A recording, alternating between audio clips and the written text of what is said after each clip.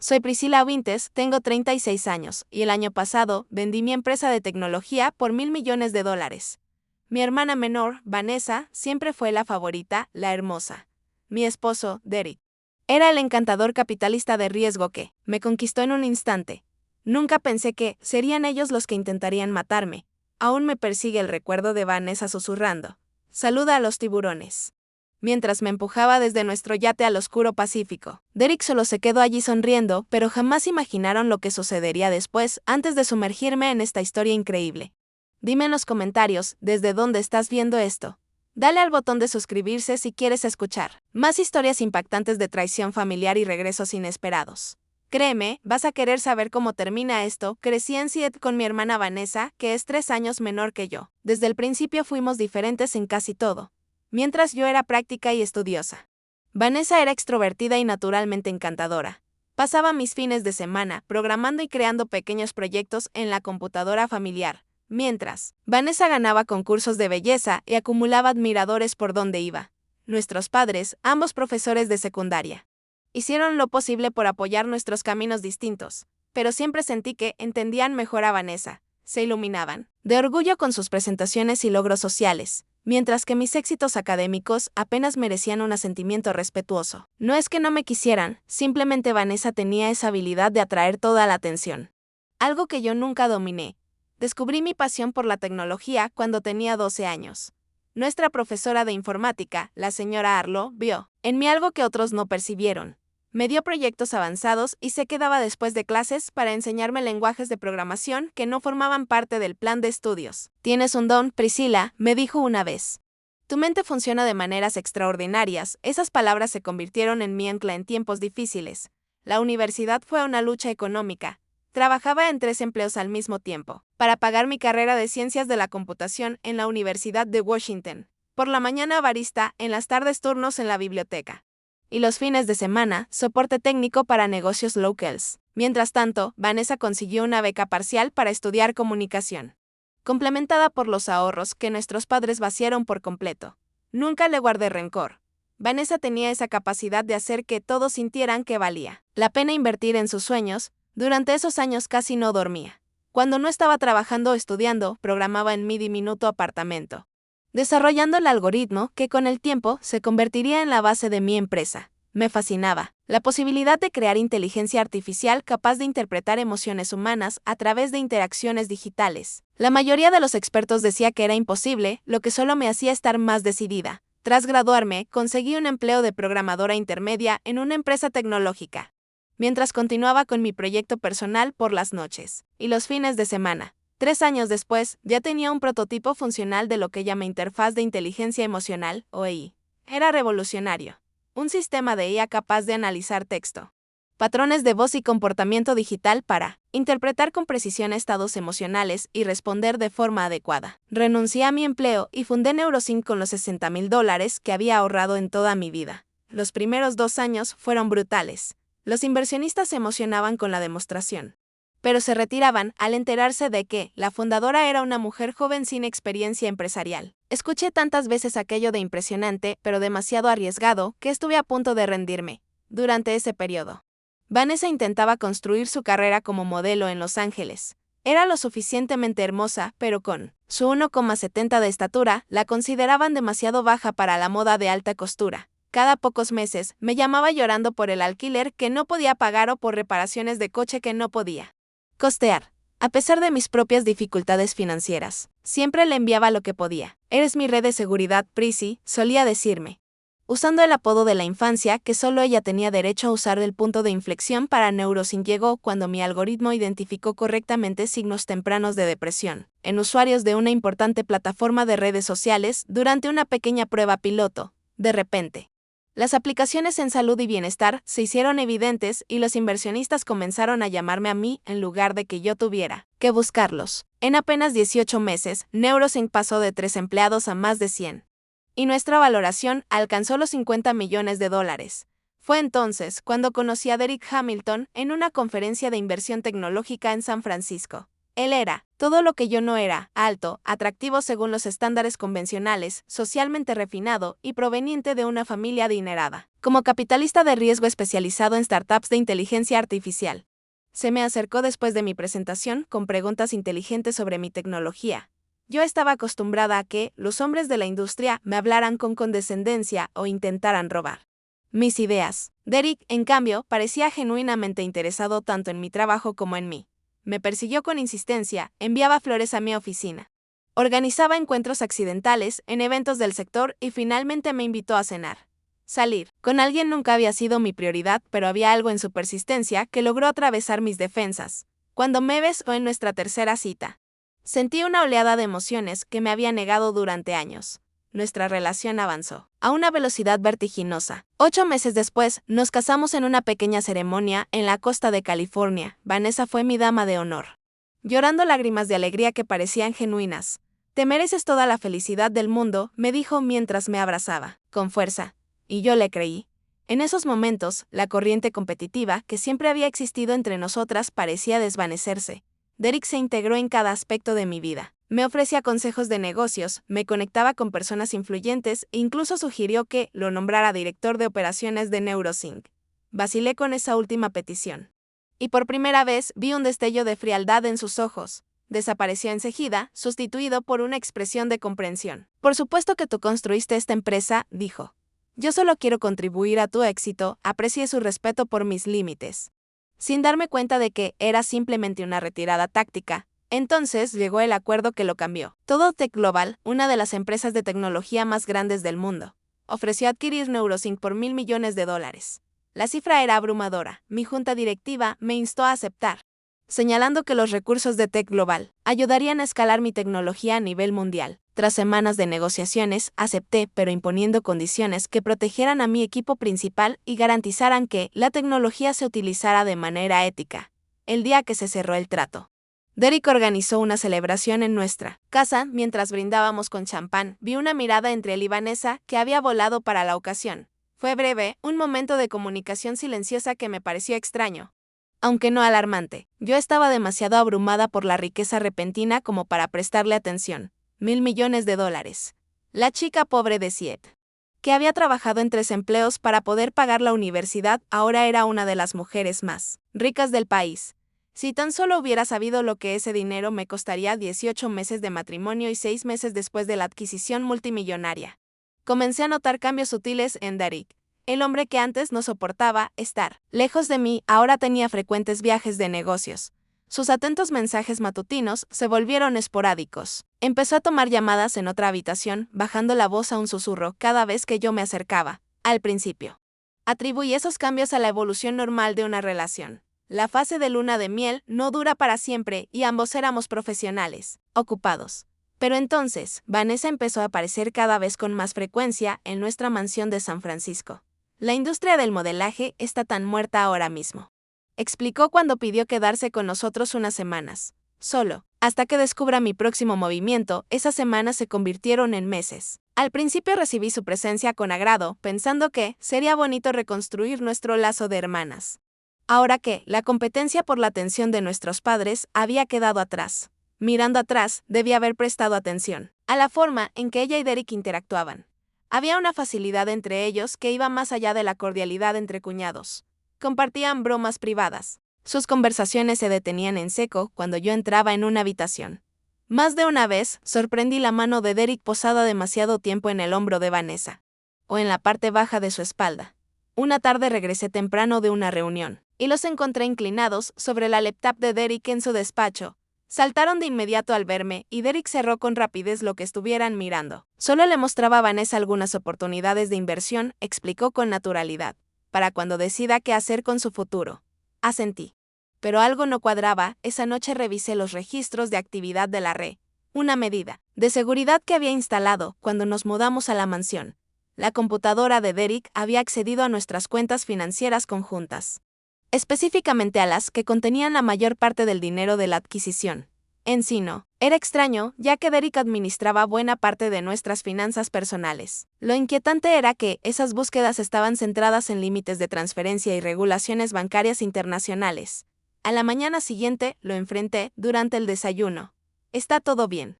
Con nuestras finanzas, noté que estabas mirando transferencias grandes. El rostro de Derek permaneció impasible, pero su taza de café se detuvo a medio camino de sus labios. Solo es planificación rutinaria, dijo, con una riqueza como la nuestra, debemos ser estratégicos con la asignación de activos. Sonrió y añadió, ya sabes que, las finanzas te aburren. Priscila, confía en mí para encargarme. De esta parte, tenía razón en que las estrategias de inversión no eran mi especialidad. Pero algo en su tono despectivo encendió una alarma. Por primera vez me pregunté si realmente conocía al hombre con el que me había casado. Esa misma tarde llamé a Martin Reeves, un investigador privado recomendado por el antiguo jefe de seguridad de mi empresa. Necesito una revisión de antecedentes completa de 2 personas. Le pedí discretamente. Mientras esperaba los resultados de Martin, comencé a observar más de cerca los movimientos de Derek y Vanessa. Siempre encontraban excusas para estar a solas. Ya fuera en salidas de compras o en largas caminatas por la playa cerca de nuestra casa. En 2 ocasiones fingí estar en llamadas de trabajo, mientras en realidad escuchaba sus conversaciones en la habitación contigua. Pero hablaban en términos tan vagos que no revelaban nada concreto. 3 días después, Martin me llamó con los primeros resultados. Señora Hamilton, encontré información preocupante sobre el historial financiero de su esposo, dijo con cautela, antes de conocerla. Estuvo casi en bancarrota por inversiones fallidas y deudas de juego. Contrajo varios préstamos con altos intereses que fueron repentinamente saldados poco después de su matrimonio. El estómago me encogió. Su hermana, la señorita Winters, tiene deudas importantes de tarjeta de crédito en múltiples cuentas. Además, ha estado haciendo depósitos en efectivo a una cuenta offshore en los últimos 3 meses, sumando cerca de $100,000. La fuente de esos fondos no está clara. Tras colgar, me senté en mi despacho tratando de procesar aquella información. El Derek que yo creía conocer era responsable y exitoso con el dinero. ¿Había estado toda nuestra relación construida sobre mentiras? ¿Y de dónde sacaba Vanessa esa cantidad de dinero? Decidí tomar una acción más directa, bajo el pretexto de actualizar nuestro sistema de seguridad doméstico. Instalé cámaras ocultas en las áreas comunes de la mansión, incluido el despacho de Derek. Le dije al personal de servicio que tendrían una semana libre con sueldo, alegando que Derek y yo queríamos privacidad para nuestro aniversario. Los 2 primeros días, las grabaciones no mostraron nada inusual. Al tercero, tenía una reunión programada con ejecutivos de Tech Global y le dije a Derek que estaría fuera todo el día. En lugar de eso, me ausenté 2 horas. Aparqué a la vuelta de la esquina y accedí a la transmisión desde mi tableta. Lo que vi confirmó mis peores temores. Derek y Vanessa estaban en su despacho, no en un abrazo romántico como en parte había sospechado, sino revisando documentos que parecían mis estados financieros y mi testamento. Una vez que esté hecho, ¿cuánto tardaremos en acceder a los fondos?, preguntó Vanessa. Derek señaló algo en un papel. El plan de sucesión transfiere el control de inmediato en caso de muerte. Priscila actualizó su testamento después de la adquisición, nombrándote a ti como su única heredera, ya que no tenemos hijos. Con ambos documentos tendremos acceso legal completo en cuestión de días. Vanessa sonrió de una manera que jamás le había visto antes. Fríos y calculadores. Nunca encontrarán el cuerpo en mar abierto. Un accidente perfecto. El viaje en yate de la próxima semana es nuestra oportunidad, respondió Derek. No tendremos una mejor ocasión. Las manos me temblaban tanto que casi dejé caer la tableta. Estaban planeando matarme. Mi esposo y mi hermana conspiraban para asesinarme por mi dinero. La traición era tan enorme que apenas podía comprenderla. Conduje sin rumbo durante horas, con la mente desbordada. Mi primer instinto fue enfrentarlos. Exigirles cómo podían planear algo tan terrible contra alguien que los amaba. Pero un instinto más profundo de supervivencia me impidió actuar con imprudencia. Si los confrontaba en ese momento, tal vez acelerarían su plan o encontrarían otra forma de eliminarme. Esa noche regresé a casa y fingí que todo era normal. Sonreí durante la cena mientras Derek hablaba del viaje en yate que había planeado para la semana siguiente. Pensé que podríamos tener una segunda luna de miel, dijo, extendiendo su mano hacia la mía a través de la mesa. 2 semanas a bordo del Leche Dream, navegando por la costa mexicana. Suena maravilloso, respondí, forzando entusiasmo en mi voz. ¿Será solo entre nosotros? En realidad, intervino Vanessa. Derek me invitó. Espero que esté bien. Siempre he querido ver la Riviera Mexicana. La miré a los ojos, buscando algún rastro de la hermana con la que había crecido. La niña que un día me sostuvo la mano en mi primer día de clases y me prometió que siempre nos cuidaríamos mutuamente. Todo lo que vi fue a una desconocida con el rostro de mi hermana. Por supuesto, dije, será divertido, los tres juntos. Esa noche permanecí despierta junto a Derek, escuchando su respiración tranquila y preguntándome cómo alguien podía dormir tan plácidamente después de planear un asesinato. Tenía 6 días para prepararme para un viaje que estaba destinado a ser el último. El Eche-Dream era todo lo que un yate de lujo debía ser: 24 metros de impecable perfección blanca, con 4 camarotes, un jacuzzi en la cubierta superior y una tripulación de 6 personas dedicadas a atendernos en todo momento. En otras circunstancias, me habría impresionado su opulencia. En cambio, al embarcar en el puerto de San Diego, sentí que estaba subiendo al escenario de mi propia ejecución. Había pasado los días previos haciendo preparativos meticulosos. Le conté a mi asistente Jane sobre mis sospechas y le entregué un sobresellado con instrucciones de abrirlo si no sabía nada de mí durante 3 días consecutivos. Activé el rastreo de ubicación en mis dispositivos personales y creé una nueva cuenta de correo de emergencia que enviaría mensajes automáticos a personas específicas si no iniciaba sesión en 48 horas. También transferí $10 millones a una cuenta oculta a la que solo yo podía acceder, separada de los activos que Derek conocía. Los primeros días en el yate transcurrieron en una niebla de falsa normalidad. Tomábamos el sol en la cubierta, nadábamos en las aguas cristalinas y cenábamos manjares exquisitos preparados por el chef del yate. La tripulación siempre estaba presente. Lo que creía mantenía a Derek y Vanessa alejados de ejecutar su plan de seguridad en los testigos. Para el cuarto día, ya nos habíamos alejado mucho de la costa mexicana, y el capitán Rodríguez mencionó que estábamos en aguas abiertas, a unos 160 kilómetros de la tierra más cercana. Esa tarde, Vanessa sugirió que la tripulación merecía una noche libre de servirnos la cena, insistiendo en que podríamos arreglárnosla solos por una comida. Derek aceptó enseguida, diciendo al capitán que diera a todos la noche libre en sus camarotes. La quinta noche, Derek preparó cócteles en la cubierta superior mientras observábamos la puesta de sol. Una receta especial, dijo, entregándome una bebida de colores brillantes adornada con una rodaja de piña. Pruébala, cariño. La hice extra fuerte, justo como te gusta, fingí beber, mientras en realidad dejaba que el líquido se deslizara por el costado del vaso, fuera de su vista.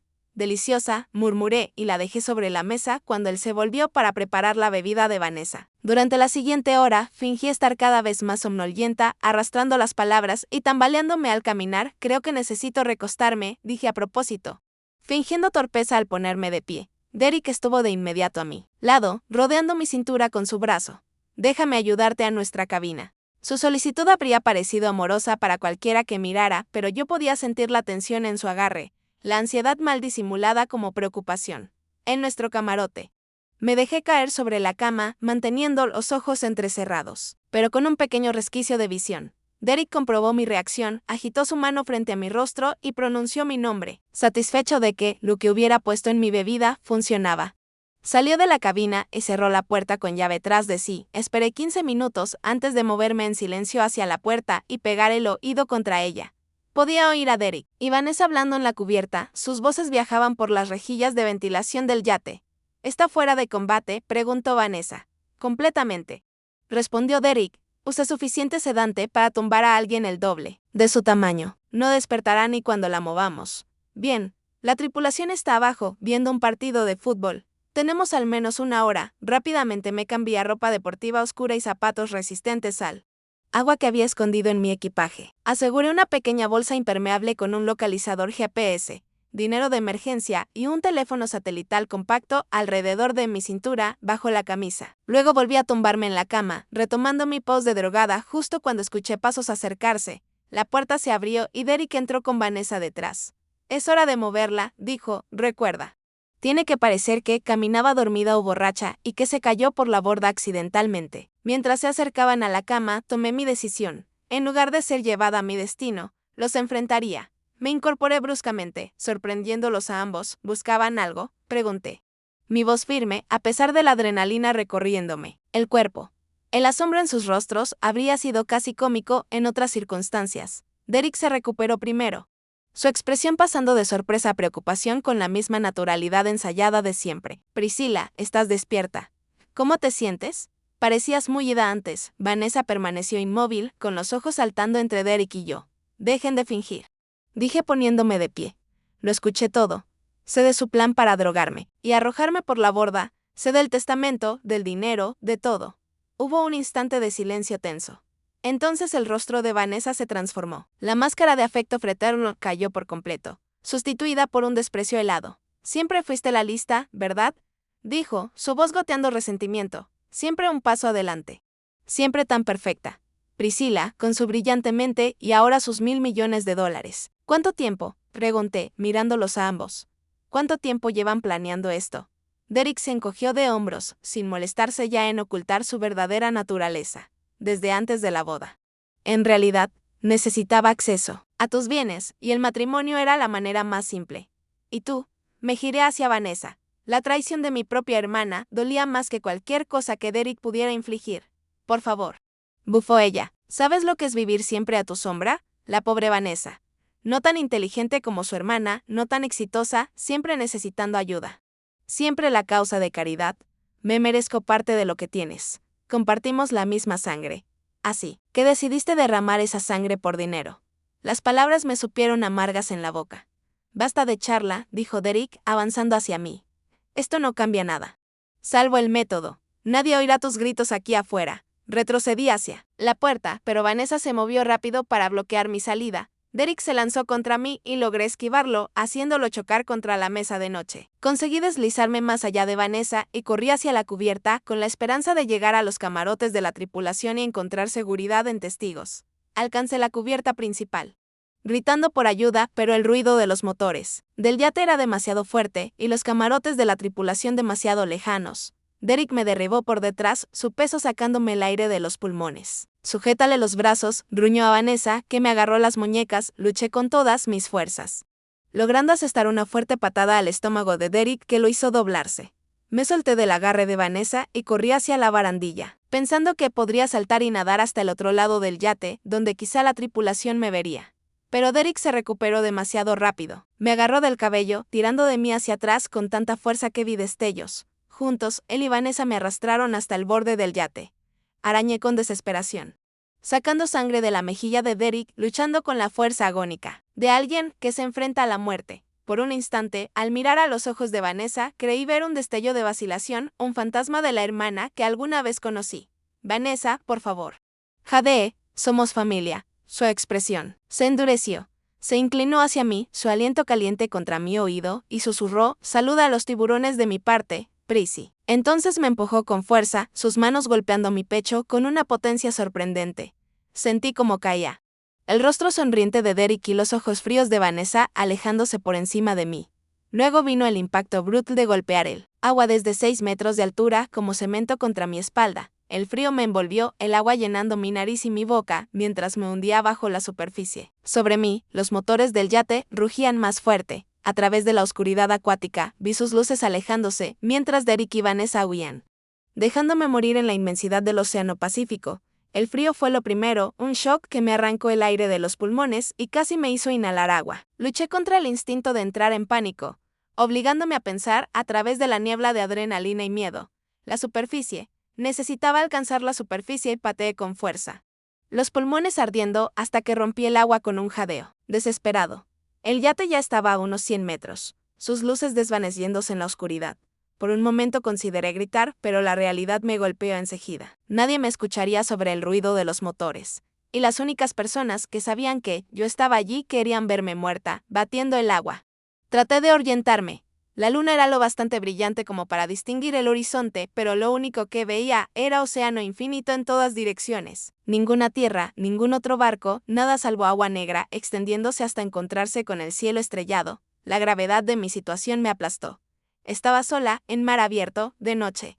Al menos a 160 kilómetros de la costa. Las estadísticas pasaron por mi mente automáticamente: tiempo de supervivencia en agua a 15 grados centígrados, probabilidad de encuentros con tiburones, tasas de deshidratación. Ninguna ofrecía mucha esperanza. Pero tenía una ventaja que mis presuntos asesinos desconocían. Yo había sido nadadora competitiva en la universidad. No a nivel profesional, pero lo bastante buena como para obtener una beca parcial que complementó mis 3 empleos. Tenía la técnica y la resistencia que la mayoría no poseía y, lo más importante, me había preparado para esta posibilidad. Aunque de forma apresurada. Metí la mano bajo mi camisa y saqué la bolsa impermeable. Dentro estaba el localizador GPS, que activé de inmediato.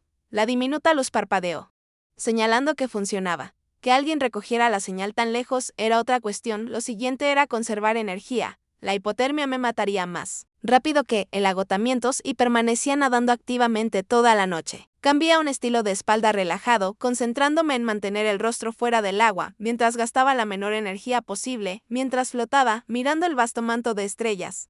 Mi mente pasó por un carrusel de emociones. Incredulidad por la traición, rabia por su crueldad, miedo por mis circunstancias y, debajo de todo, una férrea determinación de sobrevivir, aunque solo fuera para ver justicia. Las horas pasaron. Mis dientes castañeteaban sin control y mis extremidades se volvían cada vez más entumecidas pese a mis esfuerzos por mantenerme en movimiento. Recordé el entrenamiento de supervivencia que había hecho 3 años antes en un retiro corporativo de trabajo en equipo. Nuestro instructor, un ex Navy SEAL llamado Jack, había recalcado la fortaleza mental por encima de todo. Tu mente se rendirá antes que tu cuerpo. Había dicho. Dite a ti misma que puedes resistir 1 minuto más, luego otro y otro. Divide la supervivencia en intervalos manejables, eso hice. 1 minuto más. Un ciclo más de respiración. Una mirada más a las estrellas. La noche parecía eterna, pero finalmente el cielo negro comenzó a aclararse casi imperceptiblemente en el este. El amanecer trajo un nuevo desafío, el sol. Sin protección. La deshidratación se convertiría en mi enemigo. No me quedaba otra opción que seguir nadando, esperando encontrar algo, lo que fuera, que ayudara a mi supervivencia. A media mañana, distinguí algo flotando en el agua a unos 50 metros de distancia. Nadé hacia allí y descubrí que era un cojín del yate, presumiblemente arrojado por la borda durante la pelea. Ese pequeño objeto de flotación era un salvavidas. Me aferré a él, permitiendo que mis músculos agotados descansaran mientras mantenía la cabeza fuera del agua. El día transcurrió en una bruma de sol. Sentí desesperación creciente. Llevaba casi 20 horas en el agua cuando escuché el sonido distante de un motor. Al principio pensé que era una alucinación nacida de la desesperación, pero luego lo vi, un pequeño bote pesquero, quizá a 1 kilómetro de distancia. Reuniendo mis últimas fuerzas, levanté el cojín sobre mi cabeza y grité hasta que mi garganta quedó en carne viva. La embarcación siguió su curso, sin mostrar señales de haberme visto. Desesperada. Activé la luz estroboscópica de emergencia de mi baliza GPS, una función que había reservado para conservar batería. La diminuta luz parecía patética frente a la inmensidad del océano, pero milagrosamente el bote cambió de dirección. Me habían visto a medida que se acercaba. Distinguí a 2 hombres a bordo, uno de mediana edad y otro más joven, quizá su hijo. Me miraban incrédulos mientras se acercaban a mí. «Dios mío», exclamó el mayor. «Una mujer en medio del océano. Ayuda, por favor», croé, mi voz apenas funcionando tras horas de agua salada y gritos. Me subieron al bote, que ahora podía ver, se llamaba Morning Light, con el nombre pintado en letras desvaídas en la proa. El joven me envolvió en una manta, mientras el mayor, que se presentó como el capitán Luis Rivera, me lanzaba preguntas en una mezcla de español e inglés. ¿Cómo llegó aquí? ¿Dónde está su barco? ¿Qué pasó? No podía contarles toda la verdad. No aún. Accidente, logré decir. Caí por la borda. Yate. El capitán Rivera intercambió miradas escépticas con su hijo, Marco, una mujer estadounidense bien vestida, a kilómetros de la costa y sin barco a la vista. No era algo común en esas aguas de pesca. Ningún barco ha pasado por aquí, dijo Marco. No en 2 días. Cerré los ojos, demasiado exhausta para explicar o convencerlos. Fuera cuales fueran sus sospechas, el capitán Rivera tuvo la bondad de priorizar mis necesidades inmediatas. Descanse ahora, señora. Preguntas después. Marco. Dale agua poco a poco. Y el botiquín. Durante las siguientes horas, mientras el barco pesquero se dirigía a la costa mexicana, entré y salí de la conciencia. Me trataron las heridas de agua salada. Me hidrataron con cuidado y me mantuvieron abrigada hasta que mi temperatura corporal comenzó a normalizarse. Al anochecer, ya había recuperado lo suficiente como para sentarme y hablar con más claridad. El capitán Rivera se sentó frente a mí en la pequeña cabina, su rostro curtido lucía serio. Ahora, señora, cuéntenos la verdadera historia. Estamos a 12 horas de la costa. La policía tendrá preguntas. Entonces tomé una decisión. Estos hombres me habían salvado la vida, pero involucrarlos más podía ponerlos en peligro. Derek y Vanessa creían que estaba muerta, y eso me daba una ventaja que no podía sacrificar. Mi nombre es Priscilla Winters, dije, usando mi apellido de soltera. Estaba en un yate privado con personas en quienes confiaba. Hubo una discusión. Me empujaron por la borda y me dejaron morir. Los ojos de Rivera se abrieron de par en par. Esto es intento de asesinato. Debemos informar a las autoridades. Negué con la cabeza. Por favor. Necesito manejar esto a mi manera. Esas personas son ricas y están bien conectadas. Lo negarían todo y ustedes quedarían atrapados en algo peligroso. Pero justicia, yo obtendré justicia, le aseguré. Con una nueva determinación endureciéndose en mi interior. Pero primero necesito desaparecer. ¿Puede ayudarme a llegar a la costa en silencio? Puedo pagarle bien por las molestias. El capitán Rivera parecía indeciso. Pero Marco se inclinó hacia adelante con entusiasmo. Que también, dije una cifra que hizo que ambos levantaran las cejas. En efectivo, una vez pudiera acceder a ciertos recursos. Tras una discusión en español acelerado, aceptaron.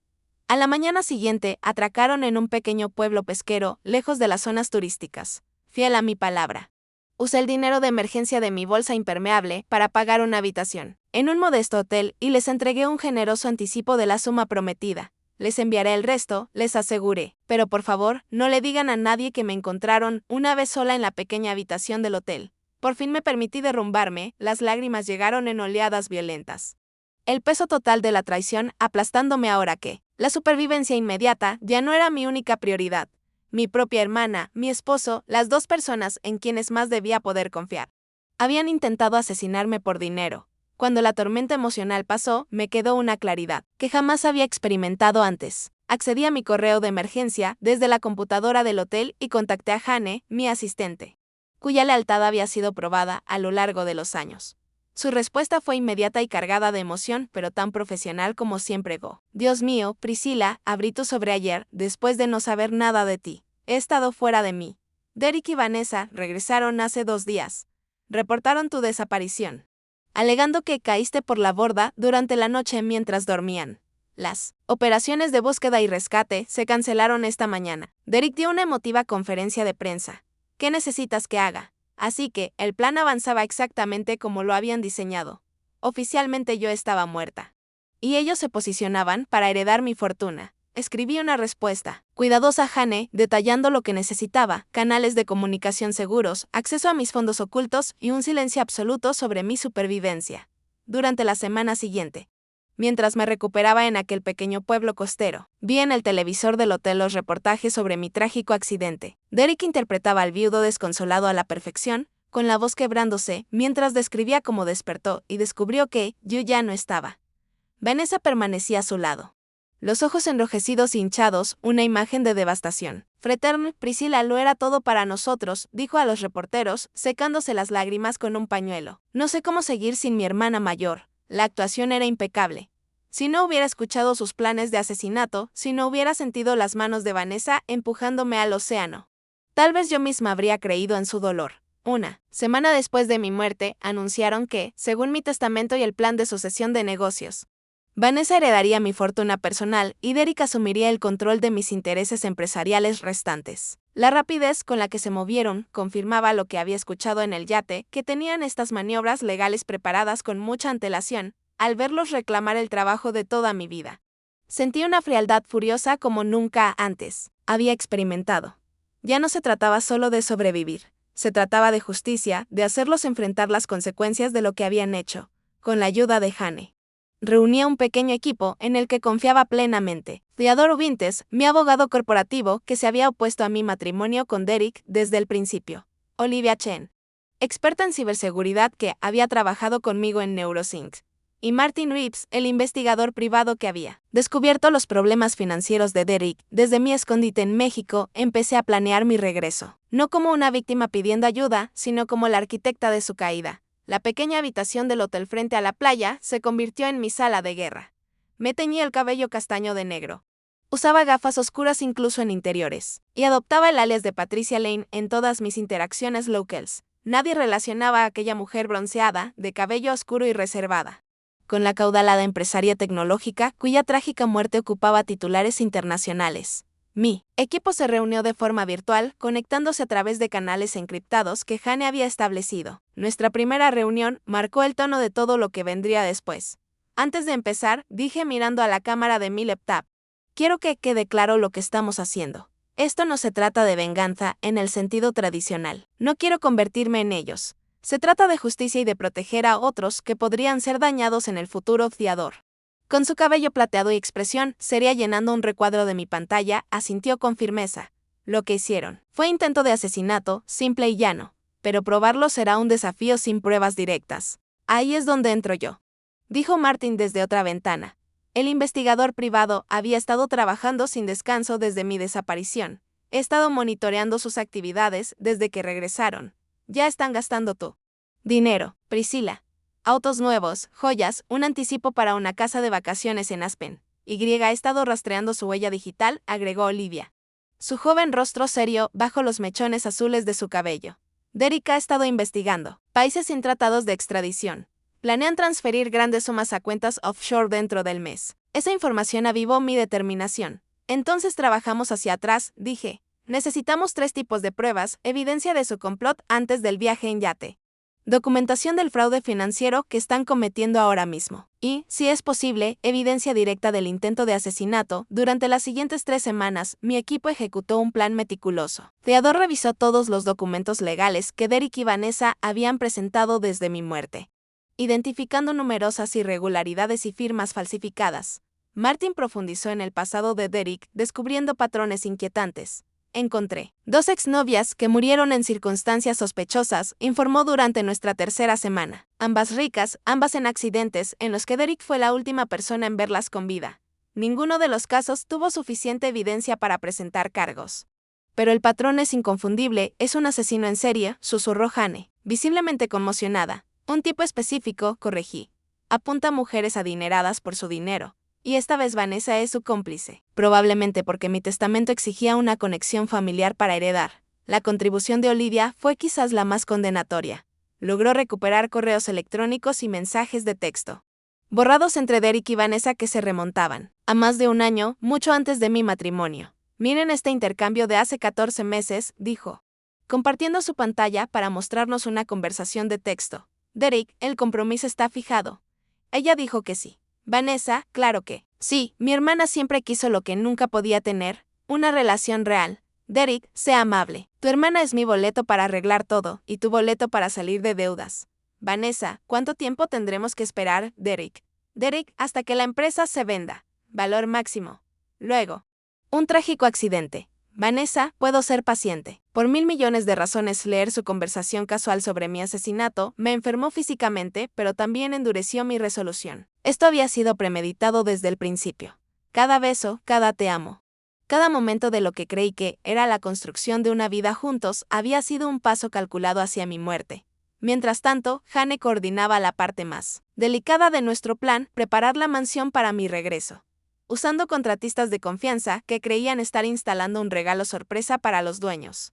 Organizó un sistema de vigilancia sofisticado en toda la casa y un sistema de seguridad especializado que yo podía controlar de forma remota. La mansión está lista, confirmó en nuestra reunión final de planificación. He confirmado que regresarán de su derroche europeo el jueves por la noche, 3 meses después de haber sido arrojada al Pacífico. Yo estaba lista para enfrentar a mis presuntos asesinos. Volé de regreso a California usando documentos de identidad falsos que Olivia había conseguido, con mi apariencia lo suficientemente alterada como para que nadie me relacionara con la supuestamente fallecida Priscilla Winters. La noche de su regreso, entré en mi propia casa a través de una entrada de servicio que solo yo conocía, usando la seguridad biométrica que Derek nunca se había molestado en reconfigurar. La ironía de su exceso de confianza que me brindaba mi punto de acceso. No se me escapó, caminé por los pasillos oscuros de la mansión, reencontrándome con él, espacio que una vez había sido mi hogar. Todo se veía distinto ahora, manchado por la traición. Vanessa había redecorado partes de la casa, reemplazando mis obras de arte cuidadosamente elegidas con piezas chillonas que reflejaban su gusto menos refinado. En el dormitorio principal encontré la evidencia de su relación ya a la vista. La ropa de Vanessa en mi armario, su maquillaje en mi tocador. Ni siquiera habían esperado un intervalo decente antes de abandonar la farsa de hermana y esposo en duelo. Me instalé en el comedor, preparando una mesa para 3 con una elegante disposición de cubiertos. En el centro coloqué una caja bellamente envuelta, un regalo que contenía todo lo que había reunido en los últimos 3 meses. Luego esperé, observando la transmisión de seguridad en una tableta. Cuando su coche se acercó a los portones, Derek y Vanessa llegaron poco después de la medianoche, claramente ebrios y discutiendo al entrar. Se detuvieron en seco en el vestíbulo al notar las luces encendidas en toda la planta baja. ¿Dejaste estas luces encendidas?, preguntó Vanessa con el habla ligeramente arrastrada. Derek frunció el ceño. súbitamente alerta a pesar del alcohol. Quédate aquí, avanzó con cautela por la casa, revisando habitaciones, mientras Vanessa lo seguía pese a su instrucción. Su confusión aumentó cuando escucharon la suave música que había puesto. Uno de los discos de jazz favoritos de Derek. ¿Alguien está aquí?, siseó, tirando de Vanessa detrás de sí en una muestra de protección que podría haber parecido gallarda si yo no conociera su verdadera naturaleza. Se encaminaron hacia el comedor, deteniéndose en la puerta al ver la mesa elaboradamente dispuesta. 3 lugares, porcelana fina, copas de cristal llenas de vino y la caja de regalo en el centro. ¿Qué demonios es esto?, susurró Vanessa, aferrándose al brazo de Derek. Esa fue mi señal. Salí de las sombras de la habitación contigua, vestida con el mismo atuendo que había llevado la noche de la fiesta en el yate. Mi cabello, de nuevo en su color natural. Bienvenidos a casa, dije con calma. Los he estado esperando. El color desapareció de sus rostros. Derek retrocedió tambaleante, casi derribando a Vanessa. Por un instante ninguno pudo hablar. Los ojos abiertos de par en par por el shock y el terror. Esto no es posible, logró decir Derek al fin. Estás muerta. Te vimos ahogarte, me vieron caer. Lo corregí. Ustedes supusieron que me ahogué. Una equivocación bastante grande de su parte. Vanessa dejó escapar un sonido estrangulado, entre un jadeo y un grito. No eres real. Esto no está pasando. Di un paso al frente, bajo la plena luz de la lámpara de araña. Te aseguro, Vanessa, que soy muy real.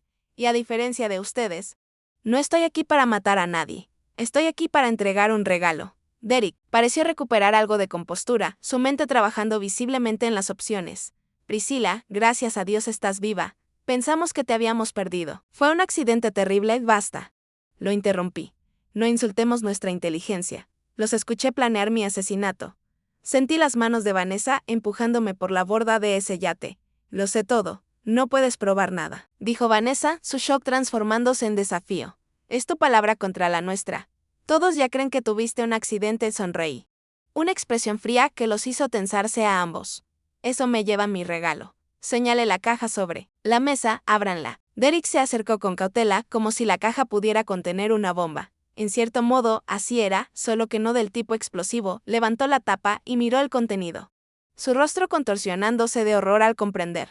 Dentro había una presentación, hecha a medida que contenía 4 elementos. Primero, una cámara impermeable, la misma que había escondido en mi camarote del yate, que había captado su conversación sobre drogarme y fingir mi accidente. Segundo, una memoria USB con todos los correos y mensajes de texto recuperados entre ellos, fechados desde antes de mi matrimonio, discutiendo explícitamente su plan para matarme por mi dinero. Tercero, registros financieros que mostraban su malversación y fraude desde mi muerte, junto con la documentación de las cuentas secretas que habían creado. Y cuarto, quizás lo más demoledor, órdenes judiciales para su arresto por intento de asesinato, conspiración, fraude y una larga lista de otros delitos, ya firmadas por un juez. Gracias a las maniobras legales de Theodore, esto es imposible, susurró Derek, hojeando los documentos con las manos temblorosas. En realidad, era bastante posible con el equipo adecuado, respondí. Un equipo de personas que, a diferencia de ustedes dos, entiende el verdadero significado de la lealtad. De pronto, Vanessa se abalanzó sobre la caja, intentando arrebatar las pruebas, pero yo estaba lista. Con solo pulsar un botón en mi teléfono, las puertas del comedor se cerraron automáticamente. La policía ya está afuera, les informé, junto con agentes del FBI, ya que algunos de esos crímenes financieros cruzan fronteras estatales. Estaban esperando mi señal. Y acabo de enviarla. El rostro de Derek se transformó, la máscara de comportamiento civilizado cayendo por completo para revelar al depredador que siempre había sido. Volcó la pesada mesa del comedor hacia mí con una fuerza sorprendente, haciendo añicos los platos contra el suelo, y corrió hacia una puerta lateral. Estaba cerrada, por supuesto. Todas las salidas estaban aseguradas, excepto la entrada principal, donde la policía esperaba. Al darse cuenta, se volvió hacia mí con una furia asesina, tomando un cuchillo de los cubiertos esparcidos por el piso. ¿Crees que eres tan lista?, gruñó, avanzando hacia mí. Si yo caigo, tú caes conmigo. De verdad esta vez, me mantuve firme. La diferencia entre nosotros, Derek, es que yo planifiqué cada contingencia. Cuando se lanzó, la puerta oculta detrás de mí se abrió, revelando a Martin y a 2 especialistas en seguridad que habían estado esperando fuera de la vista. Lo derribaron, desarmándolo con eficiencia profesional. Vanessa, al ver a su cómplice reducido, se desplomó por completo. Cayó al suelo, sollozando y meciéndose hacia adelante y atrás. Fue idea suya. Gimió. Él me obligó. Yo nunca quise hacerte daño, Prissy. Miré a mi hermana, la persona que había compartido mi infancia, que alguna vez fue mi familia más cercana, ahora reducida a un lamento patético. Intentando salvarse traicionando a su compañero de crimen, me susurraste al oído antes de empujarme de ese yate, le recordé con voz firme, me dijiste que saludara a los tiburones. También fue idea suya, no tuvo respuesta. Solo más lágrimas, la policía entró entonces, leyéndole sus derechos mientras les colocaban las esposas. Derek siguió forcejeando y lanzando amenazas, mientras Vanessa iba flácida, llorando y suplicando a cualquiera que quisiera escucharla. Cuando se los llevaron, me quedé de pie en mi hogar recuperado, rodeada de los restos del enfrentamiento. La victoria se sentía vacía en algunos aspectos. Había sobrevivido. Les había impedido disfrutar los frutos de su crimen. La justicia se impondría, pero nada podía devolverme lo que había perdido. Mi confianza en las personas que más había amado. Sin embargo, entre el vidrio roto y las pruebas dispersas de la traición, sentí algo inesperado, libertad. Lo peor había ocurrido y había sobrevivido. ¿Qué quedaba por temer? Los segundos después de que Derek y Vanessa fueron detenidos, se estiraron en un extraño momento suspendido de silencio. El comedor, que alguna vez fue escenario de escenas familiares íntimas, ahora yacía en desorden, una manifestación física de la destrucción de esas relaciones. Fragmentos de cristal captaban la luz de la lámpara de araña, proyectando diminutos arcoíris en las paredes como celebraciones fuera de lugar. La agente del FBI se acercó. Su rostro profesionalmente neutro, pero con los ojos transmitiendo algo parecido al respeto. Señorita Winters, necesitaremos su declaración formal, pero puede esperar hasta mañana, si lo prefiere. Ha pasado por una experiencia terrible, asentí. De repente agotada. Ahora que la adrenalina se desvanecía, mañana sería mejor. Necesitaba tiempo tras la partida de los equipos de la ley, que se llevaron las pruebas consigo. Me quedé con Martin, Jane y los especialistas en seguridad. La casa se sentía demasiado grande. Demasiado vacía y al mismo tiempo claustrofóbica. Con recuerdos. No deberías quedarte aquí esta noche, sugirió Jane con suavidad. Tengo lista una suite de hotel. Ropa limpia, todo lo que necesites. Acepté, demasiado exhausta para discutir. Mientras caminábamos hacia el coche, Martin me puso al tanto de lo que ocurriría después. Los mantendrán detenidos sin fianza, dado lo grave de los cargos y el riesgo de fuga. La audiencia preliminar será probablemente en 48 horas. La suite de hotel que Jane había arreglado resultó benditamente anónima. Un espacio neutral no contaminado por la traición. Me duché por casi una hora, como si el agua caliente pudiera lavar más que los restos físicos del día. Después, envuelta en un albornoz suave, me uní a mi pequeño equipo en la sala de estar de la suite. ¿Qué pasa ahora?, preguntó Olivia, su habitual confianza tecnológica sustituida por incertidumbre en este terreno humano. Ahora, dije, nos preparamos para la tormenta una vez que se supiera la noticia de que estaba viva. Habría un frenesí mediático. Theodore estaba presentando mociones para congelar todos los bienes a los que Derek y Vanessa habían intentado acceder. Y en lo personal, yo comenzaba a reconstruirme. Esa noche el sueño no llegó fácilmente, pero por primera vez en meses no era el miedo lo que me mantenía despierta, sino las posibilidades. El mundo creía que Priscilla Winters había muerto. Quizá, en cierto modo, así había sido, la mujer que confiaba demasiado, que creía en la bondad fundamental de quienes amaba. Ya no existía. ¿Pero quién ocuparía su lugar? La mañana siguiente trajo la explosión mediática que habíamos anticipado. Mi resurrección de entre los muertos y el arresto de mi esposo y mi hermana por cargos de intento de asesinato crearon una tormenta perfecta de interés público. Theodore había preparado una declaración sencilla, confirmando que yo estaba viva, que los procesos penales estaban en marcha y pidiendo privacidad en este momento difícil. Por supuesto, la privacidad era lo único que el dinero no podía comprar en esta situación. Todos los medios de comunicación, programas de entrevistas y podcasts de crímenes reales querían una exclusiva. Las redes sociales explotaron con hashtags como De vuelta de la muerte y almohadilla traición de 1.000 millones. Fotos antiguas de Derek, Vanessa y yo en eventos benéficos eran diseccionadas en busca de señales que la gente afirmaba haber pasado por alto. A través de las conexiones de Theodore, arreglé dar una sola entrevista a una periodista respetada, conocida por su integridad. El propósito estratégico era controlar la narrativa. El propósito personal, decir mi verdad y luego retirarme del foco mediático para sanar. Te subestimaron, observó la periodista durante nuestra conversación cuidadosamente organizada. ¿Cuál crees que fue su mayor error? Lo pensé, recordando aquellos oscuros momentos en el océano. Ellos solo vieron lo que querían de mí, dinero y estatus. Nunca me vieron a mí, a la persona completa, con habilidades y determinación que jamás se molestaron en conocer. Al final, fueron derrotados por las partes de mí que ignoraron. La audiencia preliminar fue un circo mediático. Asistí con un sencillo traje azul marino, la postura erguida, la expresión serena. Cuando trajeron a Derek y Vanessa, los miré directamente, negándome a apartar la vista. Derek me devolvió la mirada con un odio sin disfraz.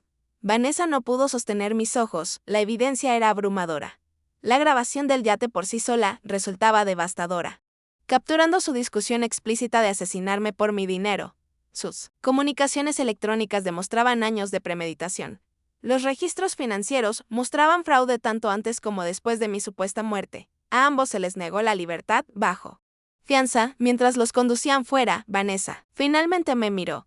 Su expresión era una mezcla compleja de vergüenza, ira y algo que quizá era arrepentimiento. Yo no le devolví nada, ni odio ni perdón, solo la mirada firme de alguien que había superado su poder para herir. A las afueras del tribunal, los reporteros gritaban preguntas sobre cómo se sentía enfrentar a mis presuntos asesinos. Me detuve antes de subir al coche que me esperaba. La justicia no es lo mismo que sanar, dije. Hoy se trató de justicia. Sanar es un viaje privado. Los meses siguientes estuvieron llenos de procesos legales. Derek y Vanessa se volvieron uno contra otro, intentando minimizar su propia culpabilidad implicando al otro. A la fiscalía no le costó armar su caso con nuestras pruebas y con su traición mutua. Durante ese periodo empecé el proceso de reclamar mi vida. Me mudé de la mansión, demasiado contaminada por recuerdos como para volver a sentirla hogar. Compré un apartamento moderno y seguro con vista a la bahía, de diseño abierto y paredes de cristal, un contraste deliberado con los escondites y secretos del último año. También enfrenté el reto de regresar legalmente de entre los muertos. El papeleo era abrumador: anular certificados de defunción, recuperar cuentas congeladas, restablecer mi identidad legal. Theodore manejó la mayor parte, pero algunas cosas requerían mi atención personal. La ironía, comentó Theodore durante una de esas maratónicas sesiones de firmas, es que Derek y Vanessa en realidad facilitaron parte de esto al moverse tan rápido para reclamar tus bienes. Su fraude significó que muchas transferencias nunca se completaran del todo. 9 meses después de la noche del enfrentamiento, los juicios concluyeron. Derek, con su historial de muertes sospechosas y su papel como cerebro, recibió una condena de 30 años sin posibilidad de libertad condicional por intento de asesinato, conspiración y fraude. Vanessa recibió 18 años. Una sentencia más leve que reflejaba su papel secundario y su cooperación eventual con los fiscales. Asistí a la sentencia no por venganza, sino para cerrar ese capítulo de manera definitiva. Cuando el alguacil se llevó a Vanessa, ella se volvió hacia mí. Priscilla, me llamó, la voz quebrada. Lo siento. No por haber sido atrapada, sino por todo. Sé que nunca me perdonarás. Yo tampoco lo haría. No respondí. Algunas heridas eran demasiado profundas para que las palabras pudieran cerrarlas, algunas traiciones demasiado fundamentales como para repararse jamás. La puerta se cerró tras ella, y con ello yo cerré la puerta a esa parte de mi vida. Más tarde esa noche, sola en mi apartamento, me quedé de pie en la ventana, mirando las luces de los barcos en la bahía, cada uno moviéndose a través de la oscuridad, guiado por sus propios sistemas de navegación, trazando su propio rumbo a través de aguas potencialmente traicioneras. No tan diferente de las personas. En realidad, mi teléfono emitió un sonido con un mensaje de Luis Rivera, el capitán del barco pesquero que me había rescatado. Habíamos mantenido el contacto y yo había financiado la educación universitaria de su hijo Marco en señal de gratitud. Vi las noticias sobre la sentencia, decía su mensaje. El océano no te llevó porque aún tienes más que hacer en este mundo. Recuérdalo. Mirando hacia la inmensidad de la bahía. Finalmente me permití llorar, no de dolor ni de rabia, sino de liberación. Había sobrevivido a lo inservible 2 veces, a las profundidades heladas del océano y a las más frías profundidades de la traición humana. Lo que viniera después sería en mis propios términos, navegando por estrellas elegidas por mí misma. 1 año después de la sentencia, me encontraba en la cubierta de un pequeño yate. No el ostentoso Dream, sino una embarcación modesta, que había alquilado por el día. El Pacífico se extendía frente a mí, las mismas aguas que casi me habían quitado la vida, ahora brillando en paz bajo el sol de la mañana. Esta vez no era una víctima, sino la capitana de mi propio viaje, tanto literal como figuradamente. ¿Estás segura de esto?, preguntó Jane, de pie a mi lado en la barandilla. Ella había permanecido como mi mano derecha en todo, su lealtad una de las pocas constantes en mi vida transformada. Necesito enfrentarlo. Respondí, mirando las coordenadas en el GPS, la ubicación aproximada donde me habían arrojado por la borda, no para revivir el trauma, sino para escribir un nuevo final a esa historia. El juicio y la sentencia habían dominado los titulares durante meses. Una advertencia sobre la codicia y la traición que cautivó la imaginación. Pública.la. Investigación sobre el pasado de Derek reveló patrones aún más perturbadores. Con las autoridades reabriendo los casos de dos exparejas cuyas muertes accidentales ahora parecían sospechosas. La cooperación de Vanessa había ayudado a los fiscales a construir un caso sólido. Aunque su testimonio lloroso sobre haber sido manipulada por Derek sonaba vacío frente a la evidencia de su participación activa, yo había visto el proceso legal desarrollarse con un desapego extraño. Como si observara personajes en una obra, en lugar de personas que alguna vez fueron el centro de mi vida. Esa distancia psicológica era necesaria para mi supervivencia. Una barrera protectora entre mi presente y el doloroso pasado. Mi recuperación no había sido lineal. Hubo días de progreso seguidos por noches de pesadillas paralizantes, momentos de fuerza interrumpidos por ataques de pánico inesperados.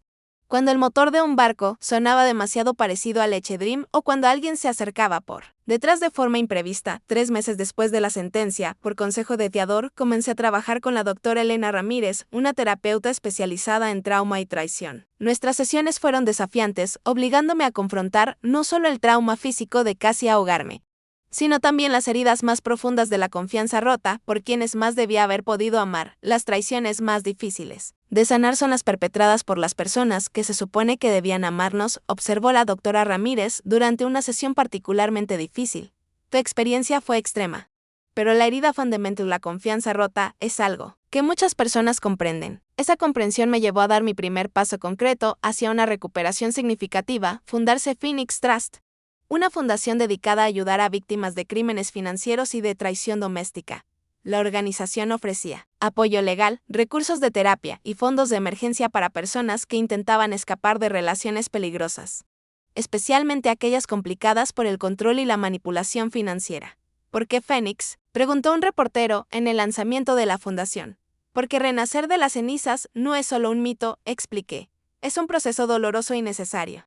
Y nadie debería tener que hacerlo solo. La fundación se convirtió en mi pasión, una forma de transformar mi sufrimiento en algo constructivo. Reunía una junta de expertos en campos relevantes. Creé alianzas con organizaciones de apoyo ya existentes y financié investigaciones sobre las señales de advertencia. De relaciones peligrosas disfrazadas de amor, mi enfoque hacia los negocios también se transformó. Regresé al mundo de la tecnología no como ejecutiva, sino como inversora ángel, centrándome en startups lideradas por mujeres y minorías que tradicionalmente habían tenido dificultades para conseguir financiamiento. Mi experiencia traumática me había sensibilizado frente a los desequilibrios de poder y a la importancia de crear sistemas más equitativos. Las relaciones personales resultaron más difíciles de reconstruir. La doble traición me había dejado agotada, mi capacidad de confiar dañada de manera fundamental. Mantuve un pequeño círculo de amigos leales comprobados: Jane, Olivia, Martin y Theodore, que habían estado a mi lado en los tiempos más oscuros. Más allá de ellos, mantenía a la mayoría de la gente a una distancia cómoda. 6 meses después de la sentencia, tomé una de las decisiones más difíciles de mi camino de recuperación. Solicité una reunión en prisión con Vanessa. Theodore pensó que era un error. La doctora Ramírez lo apoyó como un posible paso hacia el cierre, siempre y cuando tuviera expectativas realistas. El encuentro tuvo lugar en una sala de visitas estéril, bajo la atenta mirada de los oficiales penitenciarios. Vanessa parecía más pequeña de alguna manera, el uniforme carcelario colgando flojo en su cuerpo, su apariencia antes perfectamente cuidada, ahora simple e institucional. Cuando entré, sus ojos se abrieron de sorpresa. Ella había solicitado encuentros varias veces, pero este era el primero que yo aceptaba. Priscilla, dijo con la voz quebrada. Gracias por venir. Me senté frente a ella, manteniendo el contacto visual pero sin decir nada, esperando. He tenido mucho tiempo para pensar, continuó nerviosa, sobre quién soy. Sobre lo que hice. La terapeuta aquí dice que debo asumir plena responsabilidad, sin excusas, así que eso es lo que intento hacer. Respiró hondo. Te traicioné de la peor manera posible y ninguna disculpa puede ser adecuada. Pero lo siento, de verdad lo siento. ¿Por qué?, pregunté. Una sola palabra que contenía todas mis preguntas. ¿Por qué yo? ¿Por qué asesinato? ¿Por qué traicionar a la familia? La compostura de Vanessa se resquebrajó. Estuve celosa de ti toda mi vida. Siempre fuiste la lista, la capaz. Incluso cuando yo recibía más atención por mi apariencia o personalidad, sabía que era superficial. Tú estabas construyendo algo real, algo duradero. Cuando Derek se me acercó con su plan, Se sintió como si por fin tuviera poder sobre ti. Secó los ojos. Es repugnante, lo sé. Me repugnaba a mí misma. Derek se te acercó primero. Ese detalle contradecía su testimonio en el juicio, donde había afirmado que Derek la manipuló después de que empezaron su aventura. Ella sintió incapaz de sostener mi mirada. Antes de conocerte, ya había investigado a mujeres exitosas en tecnología y te había elegido como objetivo. Necesitaba a alguien cercano a ti. Alguien que pudiera ser nombrado en tu testamento. Me ofreció un porcentaje, alzó la vista, su expresión atormentada. Dije que sí de inmediato. Ese era el tipo de persona que era. El uso del pasado resultaba interesante, sugiriendo que veía a su antiguo yo como alguien distinto. Si eso representaba un cambio genuino o solo otra manipulación. No podía saberlo. ¿Sabes cuál fue la parte más difícil? Pregunté, mi voz firme. No fue casi ahogarme. No la traición en sí. Fue darme cuenta de que, en todos nuestros años como hermanas, en todas las veces que te ayudé económicamente, en todas las fiestas familiares y experiencias compartidas, nunca me viste realmente como un ser humano. Yo solo era un recurso que explotar. Las lágrimas corrían por su rostro. Lo sé. Y no puedo cambiar eso ni arreglarlo. Tendré 60 años cuando salga de aquí. Lo único que puedo hacer es intentar convertirme en alguien diferente a la persona que hizo esas cosas terribles. Me puse de pie para irme, habiendo escuchado lo que había venido a escuchar. No perdón, no exactamente cierre, sino confirmación de lo que ya había intuido. La traición nunca había sido sobre mí. Reflejaba las brújulas morales rotas de Derek y Vanessa, su vacío interno que ningún dinero podría llenar jamás. En la puerta, me giré. No te odio, Vanessa, eso requeriría una inversión emocional que ya no estoy dispuesta a hacer. Te deseo lo mejor en convertirte en quien intentas ser. Pero nunca volveremos a ser familia. Su sollozo me siguió al salir de la sala, pero no me siguió fuera de la prisión. Por primera vez, me sentí verdaderamente libre del peso emocional de su traición. Ahora, de pie en el yate, en el lugar de mi casi muerte, completé otro círculo de sanación.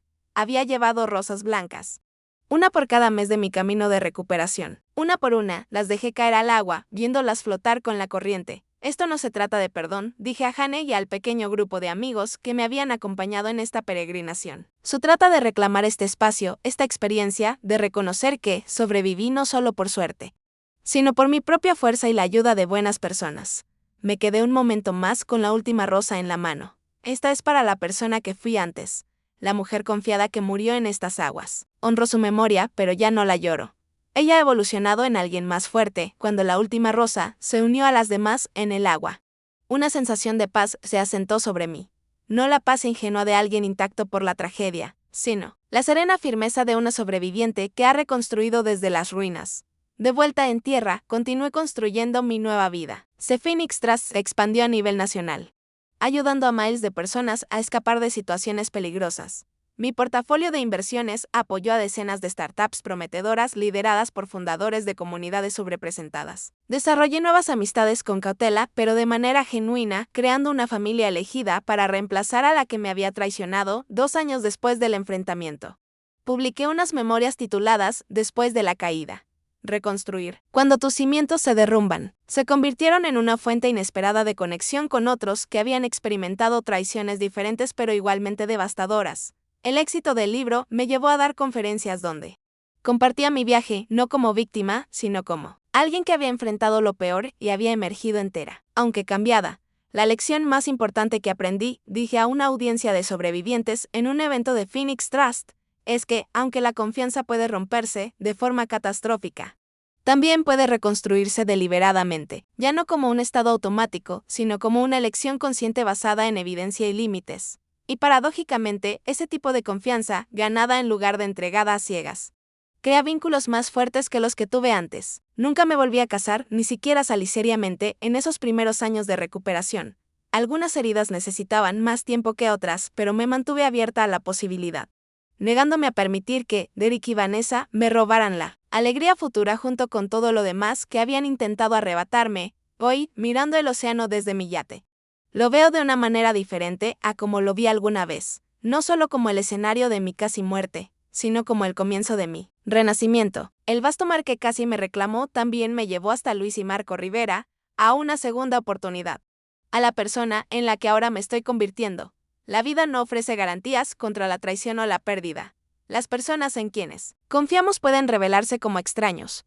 Los cimientos que creíamos sólidos pueden disolverse bajo nuestros pies. La única certeza es nuestra capacidad de empezar de nuevo. De construir algo nuevo a partir de lo que queda. ¿Cuál es tu historia? ¿De resiliencia? ¿Has tenido que reconstruirte después de una traición o una pérdida que parecía imposible de superar? Comparte tu experiencia en los comentarios. Cada historia de supervivencia fortalece a quienes aún siguen en la oscuridad. Y si encontraste valor en mi viaje, por favor dale like a este video. Suscríbete para escuchar más historias de transformación y compártelo con alguien que necesite recordar su propia fuerza. Gracias por ser testigo de mi historia. Y recuerda, a veces nuestro mayor poder solo se revela después de haber sido quebrados. Música.